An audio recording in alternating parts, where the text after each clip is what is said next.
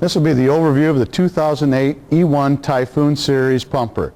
Has a Cummins turbocharged diesel. It is called the ISC, which stands for inline 6-cylinder, 360 horsepower, 1,050 foot-pounds of torque, inline 6-cylinder.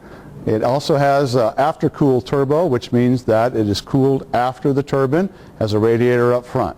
This also has the Emergency Vehicle Series Allison 3000P 5-speed electronic transmission.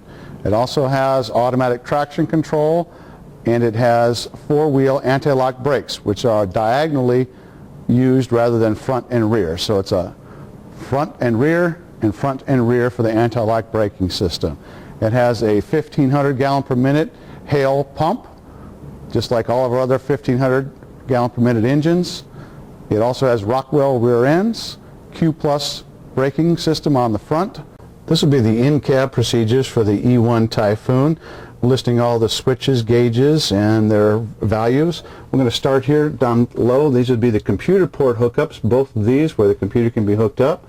There's an actual phone jack down here where they can hook up a phone line from anywhere in the country or overseas, and they can fix or change our J1939 multiplex system from that phone line. As you can see, there's a red guarded switch that's called the Load Manager Override. If you were to flip that switch up and move that toggle, that overrides the load manager, just like it says.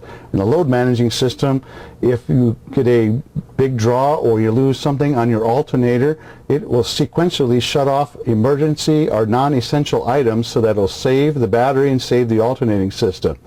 If you do not want that to happen, flip that switch up and it'll completely override it, and it'll just cook your batteries until they're dead or the alternator system doesn't work. We do not recommend you using that, but it is there so you can use it. Next thing we'll talk about is the heating system. On this switch there's a defrost or floor heat. We'd like to always see it in the defrost mode so that your windshield is clear. Works very good in this rig. This is actually run through coolant. It's not electric like our other Seagraves was. This one will run with engine coolant, so the engine does have to be warmed up for it to get warm air. This will be the front fan switch in the off position and in 3 positions of fan mode. And to get the rear switch to work, this front switch must be on before the rear heater will work. So if somebody in the back wants heat and you tell them it's on and it's not working, you must have your front heat fan switch on for it to work.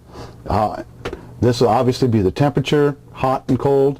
These rigs that run so good, probably in the blue is where you're going to need to be running it, otherwise it'll be too hot. And this blank off plate would be for the air conditioning unit, which we do not have on this rig, not necessary. We're going to move right up here to the master panel. This is actually the master battery switch. Instead of a Cole-Hersey switch on most of our apparatus, this is a 2-position rocker switch. All of our switches pretty much are rocker switches. I'm going to go ahead and turn it on the first position so you could actually see some lighting and hear some noises, but you could do your daily from that before you went to the second position. So there's your first switch. Dash lights light up, all your exterior lights light up, and all your non-essential functions will come on. And then when you want to start the rig and get the engine system and all of these check lights to come on, you're going to hear a little bit of noise. Go to the second one. That runs all the test systems, all the check lights come on, all the gauges activate, and now you're ready to start the rig. I'm going to turn the batteries back off. So it's a 2-position switch. Next switch over will be the engine start and stop. With this battery turned on in both positions, you simply push and hold until the engine starts and let go, and it falls back to its neutral position. To shut the rig off, hold it down until the engine is completely off, and then let it go and it goes back to its neutral position. Next one over will be the headlight marker light switch. We at Oak Harbor Fire always run with the headlights on, so this should always be on, but simply a 2-position rocker just like the other switches. So you got markers and the headlights. Leave it on all the time.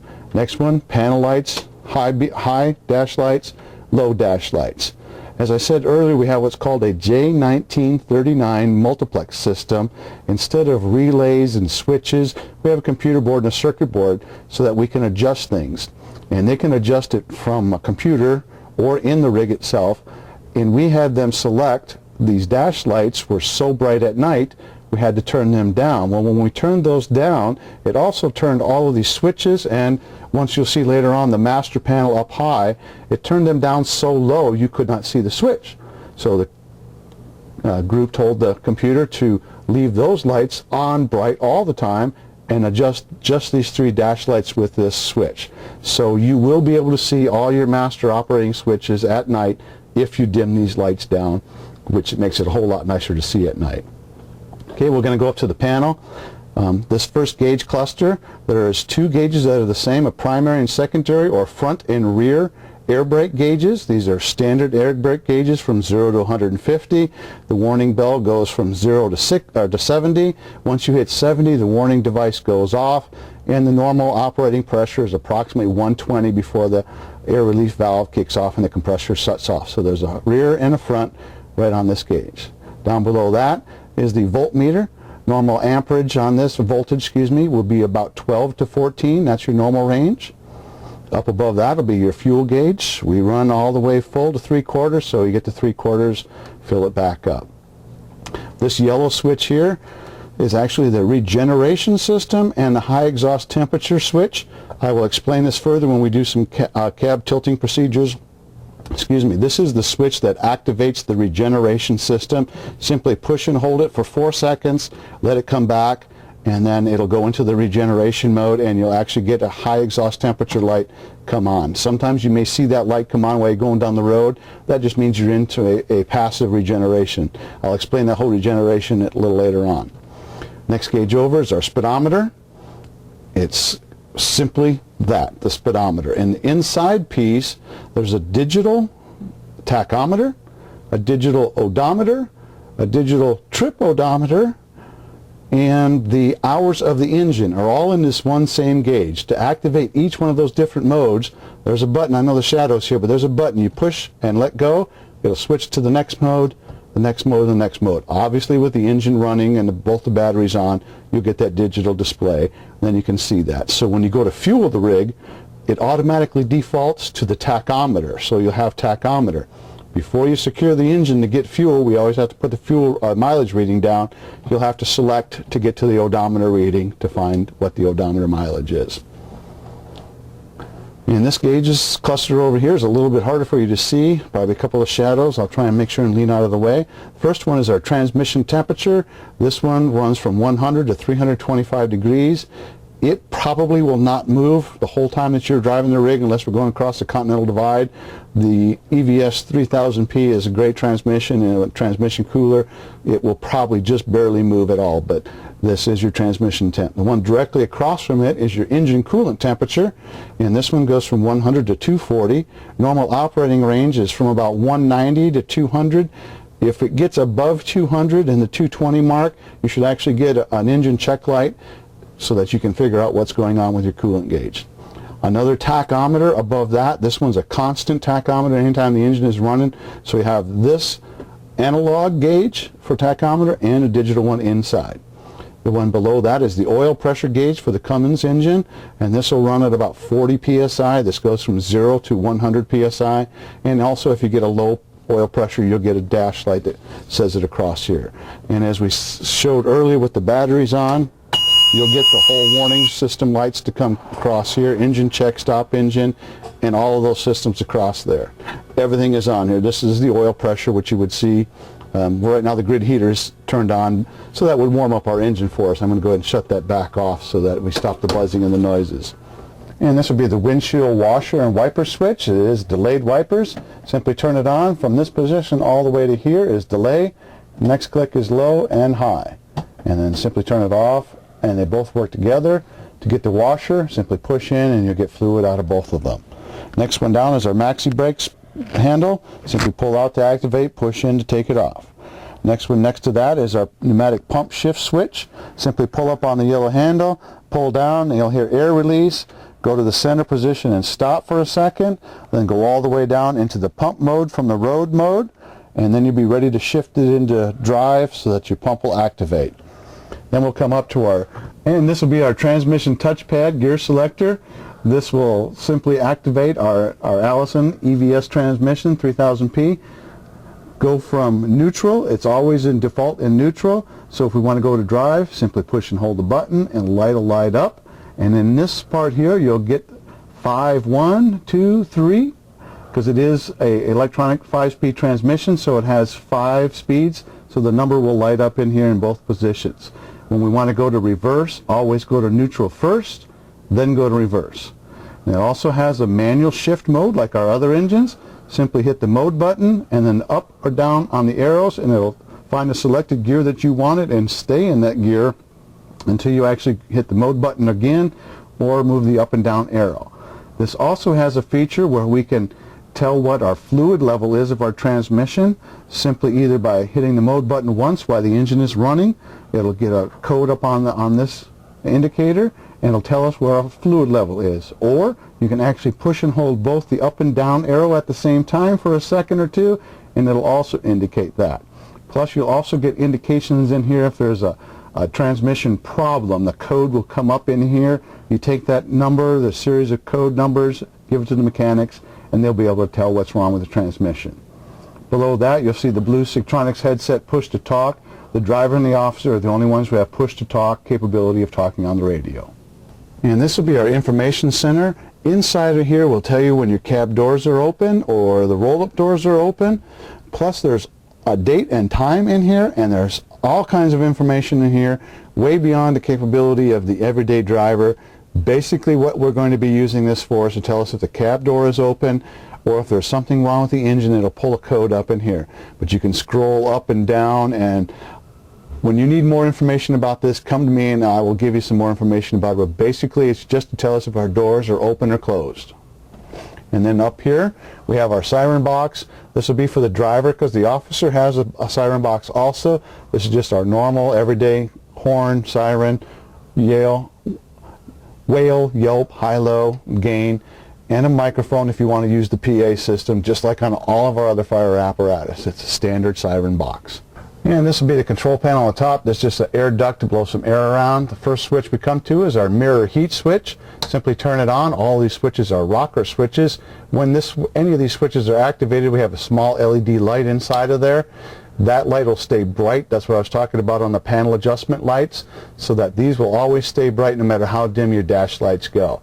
Probably won't need the mirror heat too much here in Oak Harbor. Next one over is called the work light. The work light is actually the pump panel light and two lights in the rear. We have this turned on all the time. The switch will be left on all the time. We have worked with the E1 Typhoon Corporation and said that through the J1939 multiplex system we want that pump panel light to come on every time the parking brake is on. So when we set the parking brake, that pump panel work light comes on so that you don't have to remember to turn a switch on to have the pump panel lighting. There is no exterior switch to turn that pump panel light on. That's why we had it set this way. So when you get in the rig, ensure that this work light is on. It'll always be there.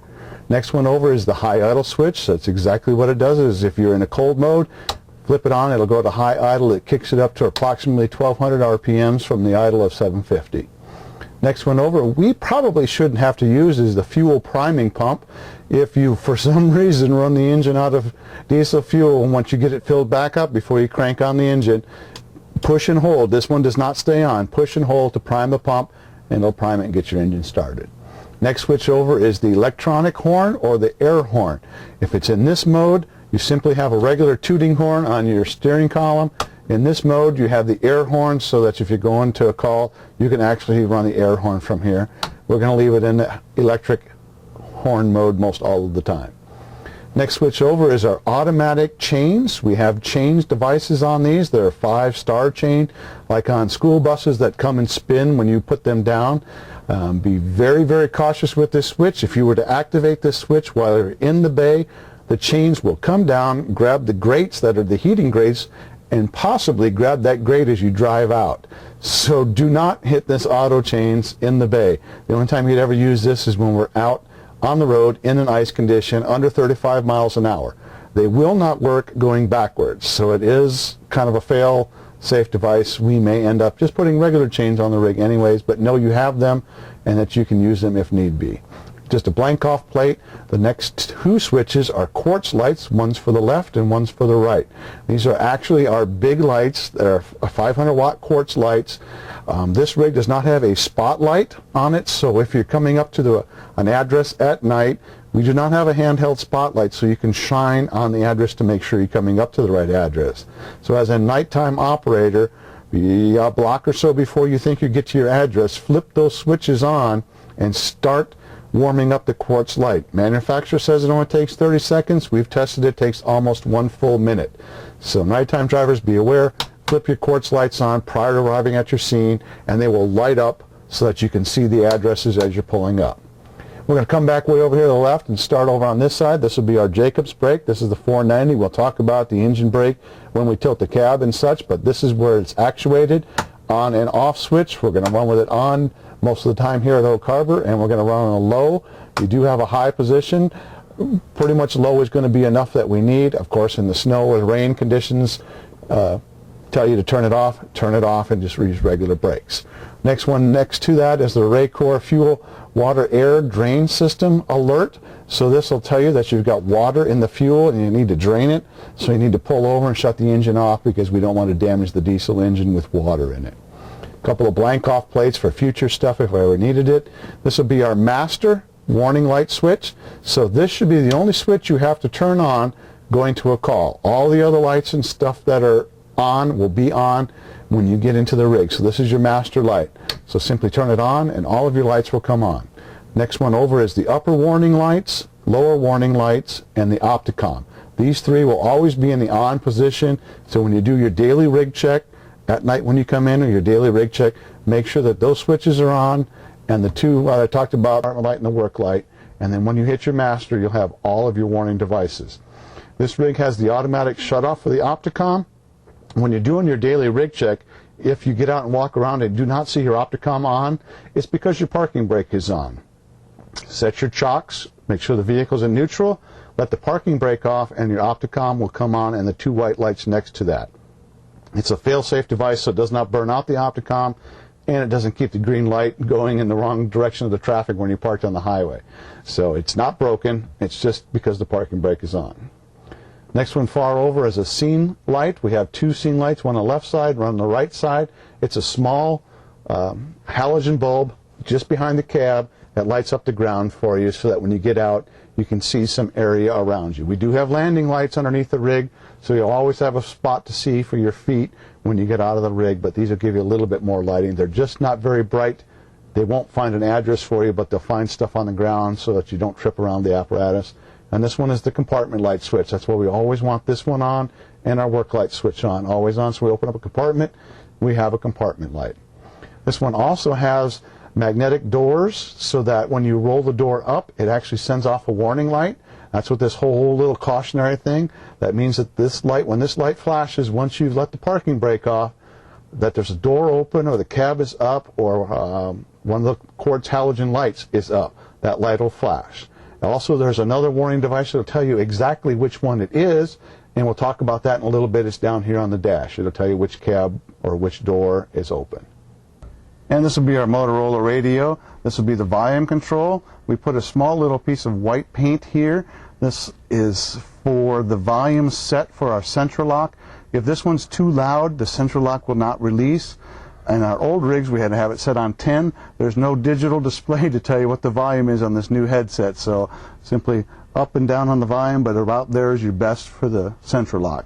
And then over on this side will be your channel select. Just push and turn till you get to the proper channel. There's no numbers on the outside, but they'll read off in a display. And then up here, we'll have our Q2B system. This is the officer's electronic air horn. Simply run that. You can run the main auto Yelp PA system or the actual Q2B on the outside. You can turn the volume down, and it has a brake so it'll slow it down and stop it. This is all electronic. There's no wind-up Q2B like on the Seagraves. All electronic. And this will be our computer on the officer's side. Operations are just like all of the other computers. We also have the Sigtronics headset push-to-talk for the officer's side. And down here on the floor, we have the officer's got a Q2B siren button and an air horn switch on the floor. No switches on the floor for the driver. Come back over here. This will be our central lock box, just like on all the other rigs. Set the volume to the white button. Ask for a central lock.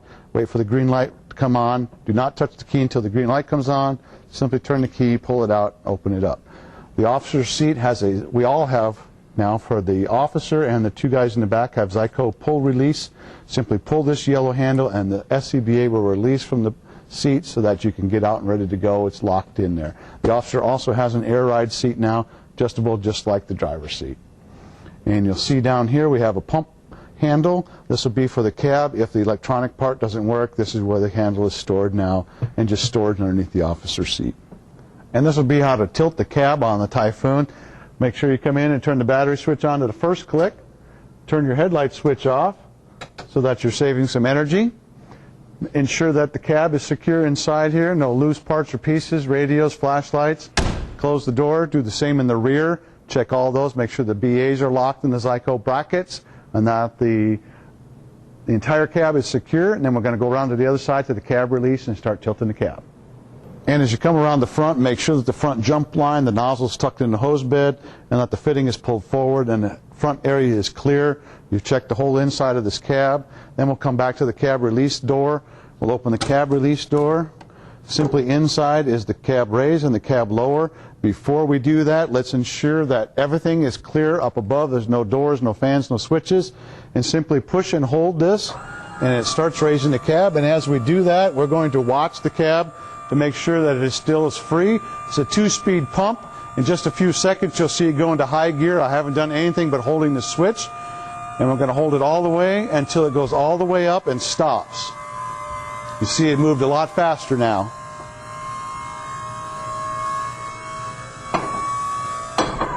And we went all the way up, and we will not come back down. We will stay all the way extended. You might not have heard, but as we'll walk up and see that there's a cab lock bar that falls down inside here and falls down. It's a big piece of angle iron, so the cab cannot fall down. The reason we do not put tension on it, lowering it back down, because there's only one cab lock. If it goes onto the other side, you'll see there's no lock, and if you lowered it down, it would actually tilt the cab on the hydraulic cylinder, and that would be bad for the cylinder. And this will be the right side of the engine once the cab has been tilted. This big round box is our air filter box with the air duct inlet up in the front right corner of the engine. Comes in through the ducting. This little switch here will be the filter minder. On our other apparatus, we have a green push and reset button. We do not have that on this apparatus. If this air filter is restricted or clogged, this will activate and send a warning device light to the dash panel and say air inlet restriction. So the only way that we can fix that on this apparatus is to actually take the filter, clean it out, clean the clog out if it's a big piece of bunker coat or something, cycle the battery switch, and then see if this is reset. So that air ducting follows right up into the turbo. So this is where it gets its fresh air from. And this is the turbo unit with its oiler and all the pressure mechanism and hardware. The exhaust tube for the wasted turbo. So we know how a turbo works. We get exhaust from the engine, spins the turbo, spins a common shaft to bring in cool air. Once we bring in the cool air, the hot air mixes, we send that warm air all the way up to this is where will be the after-cool turbo, goes up to a radiator-looking device up in front, which is just a heat exchanger. So it sends hot air up, the air cools off from the fan or the rig moving down the road, blows it back in the silver tube on the other side, and forces it into the intake, which gives us more compression. And these lines on top are simply the oiling lines, so that when we shut the rig down, it always has oil going to it. So if we drive our rig real fast and hard, let it come in, let it idle for 30-40 seconds before we shut it down, so that this comes back down to idle speed rather than road speed, so it doesn't burn out the bearings. Down below this, we're going to see the alternator. It's a 240 amp alternator, and that's connected to a drive belt. We have a serpentine belt on the front of the engine, which you can't see but you can feel. It's right here, and it runs just simply the alternator and the fan.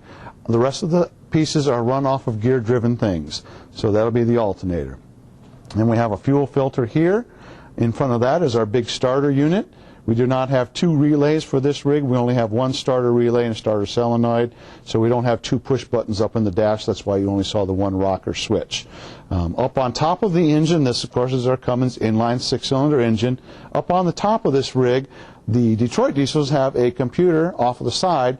Theirs is put right up on top of the engine. This is their engine control module computer for Cummins, and it's in a plastic box. So when we step up on this rig to do any checking, maintenance, monthly checks, be sure you do not step on this box or even kneel on it, because it is plastic and it is computer, so you could actually damage that. We don't want to damage that. Further up towards the front of the rig, It is a little obvious, but it is the radiator all the way up forward with the cap that's going up to it. It does have a sight glass so you can tell the level of it. Can't see the sight glass from here, but it is just right up in front. Tells you the level. This uses red coolant, so do not mix the green with the red coolant. We have to get special coolant from city shops. All of the rest of our rigs are green. If we mix the green and red, we get black, and it does not work together. We don't want to mix those two. This little box will be the pump cooler, which we talk about back when we do the pump system, but this is where it is located, right in here. So anytime you pretty much see a blue hose on these high miler hoses, they're going to be a coolant or a cooled hose. So that kind of is a little bit of a giveaway.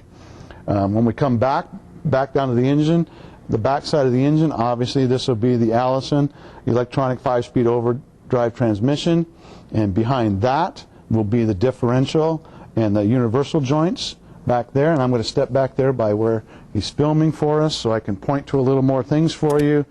Down inside here, this will be the universal joints, battery wiring, all associated hardware for the wiring system. All the way in the back, I don't know if we can get a very good view of it, but it is a black canister back here. This is the Bendix air dryer, because when we use compressed air, it creates moisture. We have to have a drying system. That's the drying canister for that. Down here, the nice silver piece will be one of the cab locks on this side, so when the cab is down in this normal position, this cab is locked. There's one identical to the other side, and the other side has a micro switch to actually tell you that the cab is locked. Underneath this plastic box that says E1 and no step are 3 batteries on this side, 3 batteries on the other side, protective case just to help keep it clean and keep you from shorting yourself out. As it says, do not step on it because it is plastic. We want to make sure and step onto the frame if we step up onto the rig or check anything.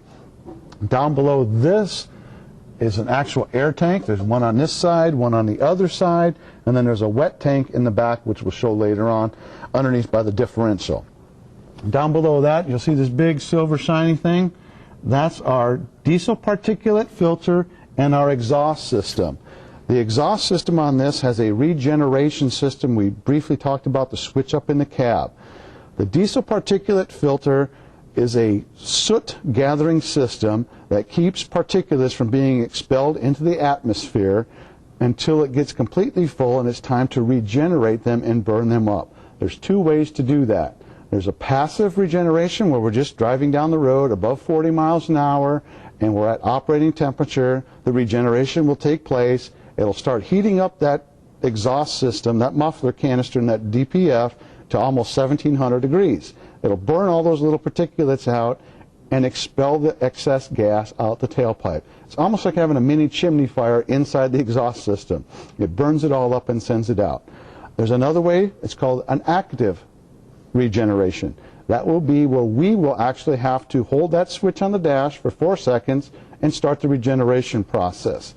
Since the exhaust system puts out 1700 degrees, we're going to have to take the rig and put it outside on a concrete surface out in the back apparatus area.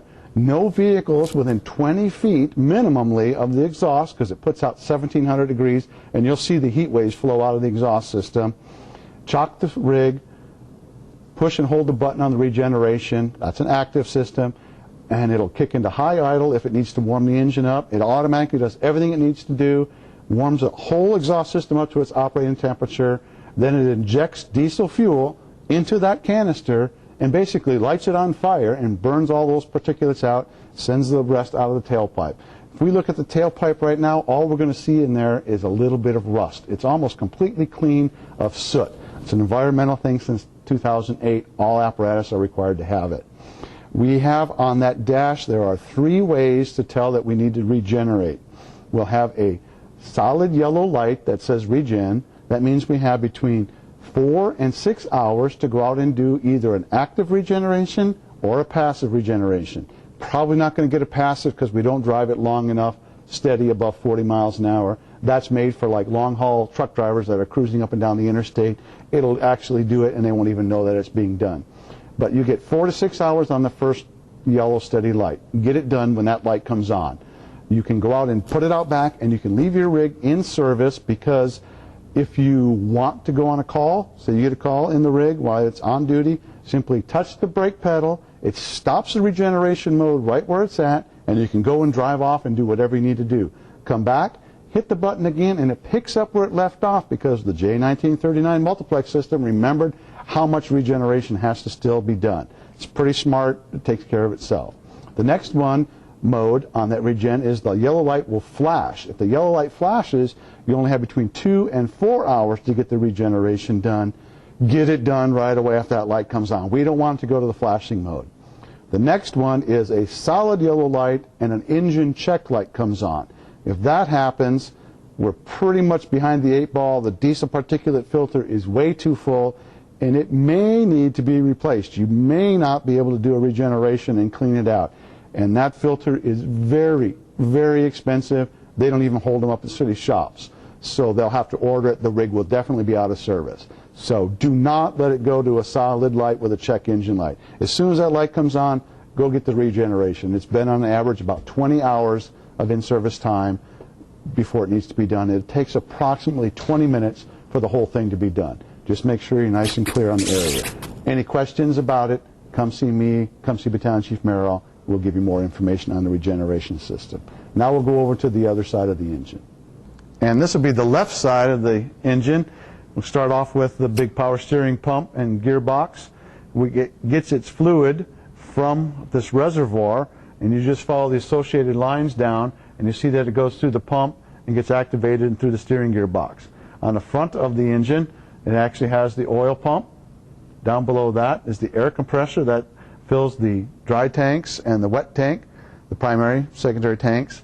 That's where this is from. Front of the engine, just a big fan, and it is a serpentine belt like we talked about. On the other side, when we talked about the turbocharge, this is where the cool, dense air gets charged into the intake manifold. The tank that you see above us that doesn't have any fluid in it right now, this is the overflow for the coolant. We actually need some fluid in this one, and we've ordered some of that red fluid like we talked about. In front of this is a windshield washer tank that is not used on this rig. This is for a different type of apparatus. There's no hose hooked up to it. Our windshield washer tank is actually up underneath here, and it's checked from inside the driver door. There's a sight glass inside there, and that's where you actually fill it from. You'll see there's a windshield washer cap inside the door. So this one's not used for ours. Back here, like I said, this is the power steering pump reservoir. The dipstick is inside here to check also. This will be your check oil in the transmission. You can check from either inside the cab or flip the top up or check it on the transmission touchpad as we talked about earlier. Associated hardware, springs, shocks, everything's the same on these as all of the big rigs. Electrical connections, we're going to scan back and we'll go back to the same batteries, the other 3 batteries on this side. It has our electronic connections down below so that you see all the big power wires going in. This is the micro switch that tells you that the cab is locked. And down below this is where all the batteries are connected in. On the other side, I neglected to tell you that that is a jump starting port on the other side. It actually has 2 caps where you can actually jump start the rig so you don't have to open the batteries up and put your jumper cables on top. You can actually hook them to the little ports that are down below, and we'll get you some still pictures of those. And this will be the pump access panel. So when you're doing your monthly checks or you have a problem, you can actually lift this metal grate off and look inside, and you can see all the pump cavity, all the levers and switches, hoses, and everything associated with this. So you have to tilt the cab to find this. And we also have pump access on either side of the rig, but it's really good access for maintenance.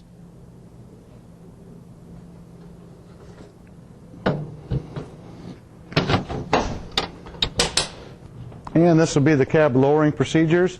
We're going to open the door up. We have already checked to make sure that there's nothing left after you did your check, your maintenance. Make sure everything is clear of the cab. You didn't leave any tools, rags behind. Then we're going to go ahead and lower the cab. What we have to do first is we have to pull this cable, which releases the cab mechanism, that big steel bar that we saw the pictures of. Pull and hold firmly on this, then hit the cab lower switch and hold on this until it gets about 6 or 8 inches down, then it clears to stop. And here we go, and it's quiet. It actually has no motor to go down, it just releases the fluid. And once we get down probably about that far, we can let go of this cable and then just let the cable go back in and just keep holding the switch till it gets all the way down, and I'll be quiet so you might be able to hear the cab locks move in. They're very, very quiet, but keep holding it down, the switch down, until those cab is all the way down and you hear a slight little clunk. That means both of the cab locks are locked.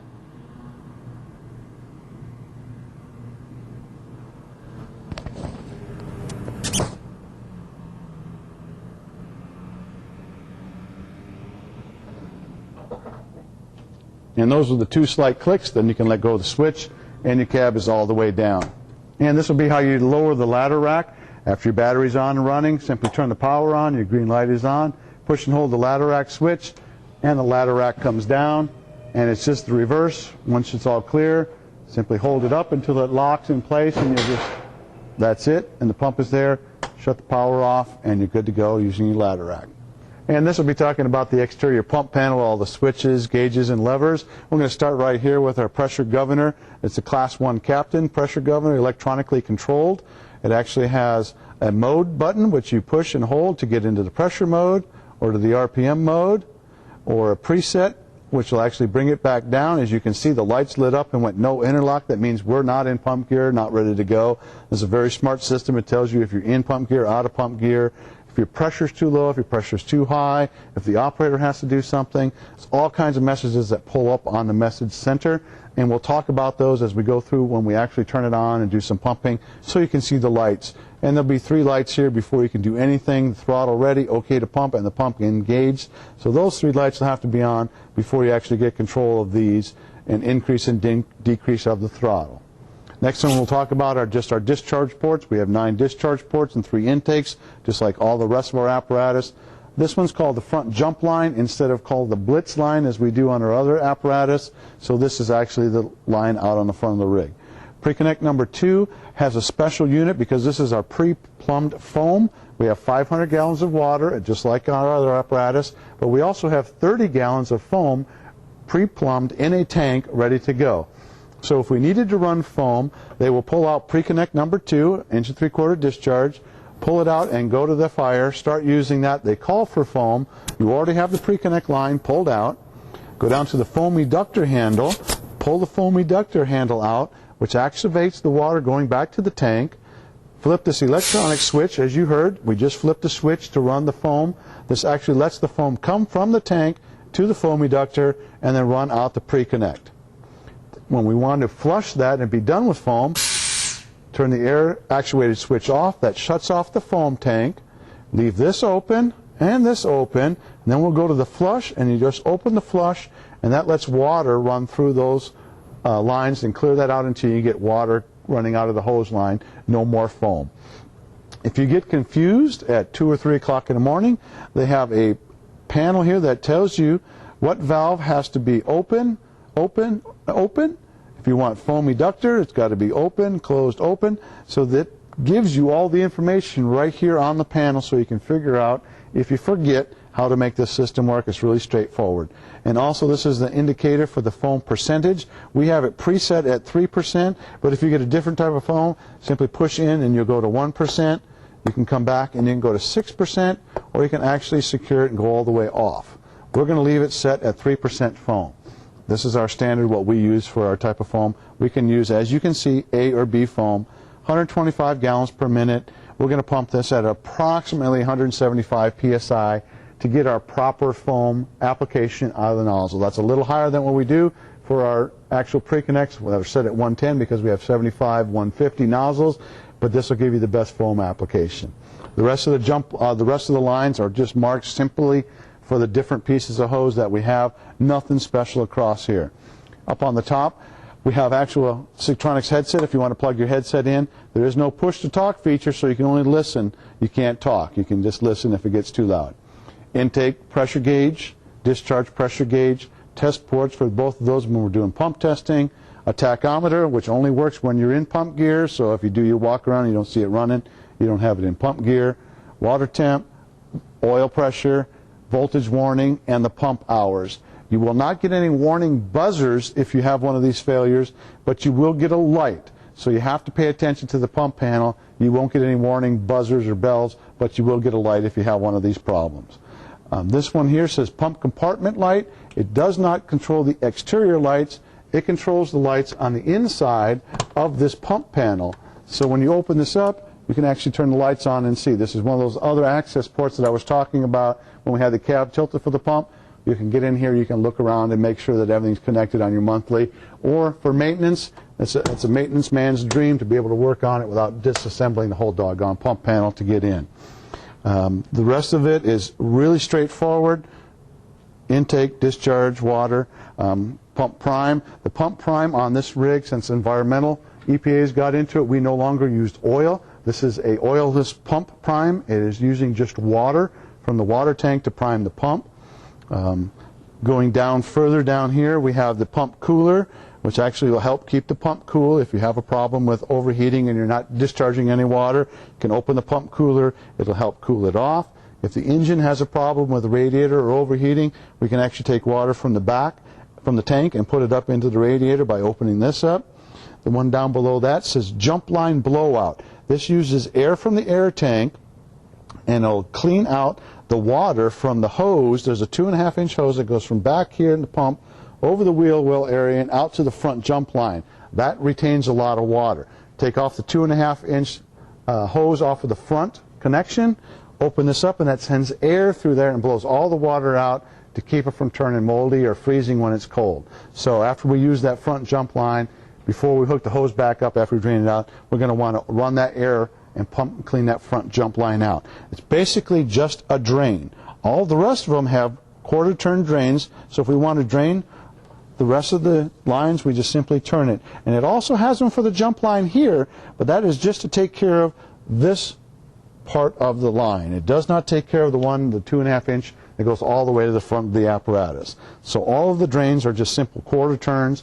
They're not a lever that pulls out, so they work really easy to actuate them. Down here on the bottom, underneath this diamond plate, is the main pump drain. It's a big turn. It'll empty out all the water that's in the pump cavity. This one holds about 11 to 12 gallons worth of water that's inside. When we do our pump test, we have our 1:10 ratio. On the other rigs, it was half speed. We take a handheld tachometer and put it here. This is 1:10. That'll be on the test sheet when we go to test for the rigs, 1:10 rather than half speed. The pump certification panel tells you what GPM and what PSI, at what RPM and what date it was tested, and it also gives you your pump ratio for your gear ratio so that you can put the calculation into the computer when we do our annual pump testing. The LED lights for the foam and for the pump water are all LED. There's no push to test, so the only way you'll know is if the rig is on or the battery's on. It'll run the full test system to tell you that it's full. They blink as they get lower, and then the light goes off once it's already to that level. So as we're going down below 3/4, the full light will start to blink a little bit, say, hey, I'm starting to get low, and then go down and go off. That's the same with the water. I think the next thing we're going to do is we're going to go ahead and start the rig up and actually put it into pump gear so you can actually see these lights in operation. And this will be for the actual pump operation. We're going to turn the battery switch on all the way. We'll let the system run its full systems check. We'll start the apparatus, push and hold. Okay, the engine's operating now. We're going to put our foot on the service brake, make sure the parking brake is on, make sure the transmission touchpad's in neutral. We're going to take and go for the pump shift from the road to the middle. That's the air going out and disconnecting it from the road. Then we're going to go into the pump mode. We get a pump engaged light on the dash. Then we're going to go up into drive. When we go into drive, it'll go into 4, which is direct drive 1-to-1 in the power takeoff unit. Now we get an OK to pump light, and we actually had an increase on the speedometer up to the 15 miles an hour. Now we're set to go into pump gear. Everything's good in the cab. We're going to come out. We're going to go to the pressure governor. The pressure governor's kicked on. We got the 3 lights and the throttle ready, OK to pump and pump engaged. And we see that we're in the pressure mode, the PSI mode. I want to go to the RPM mode. I hit the button one more time. It tells me I'm in the RPM mode, and it shows me I'm in the RPM mode.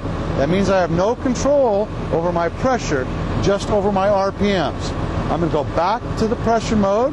This is what you're going to be pumping in going down to any of our fires. Now that we've got this set, we're going to come over and we're going to do the tank fill, our tank to pump valve, open tank to pump so we can bring tank water in, start circulating it, and we're going to throw my chocks down.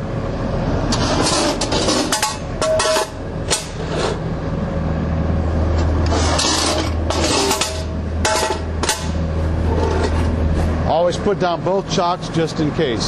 So now we've got water coming from the tank, going to the pump, and sitting here waiting.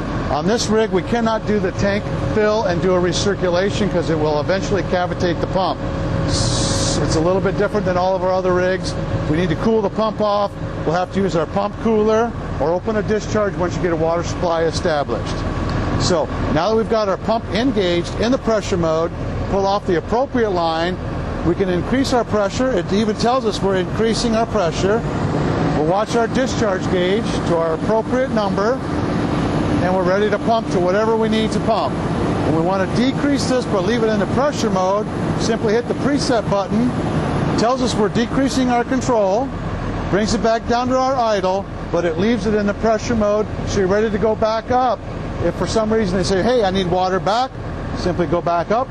It increases and tells us. Each time you hold that, it tells us what we're doing.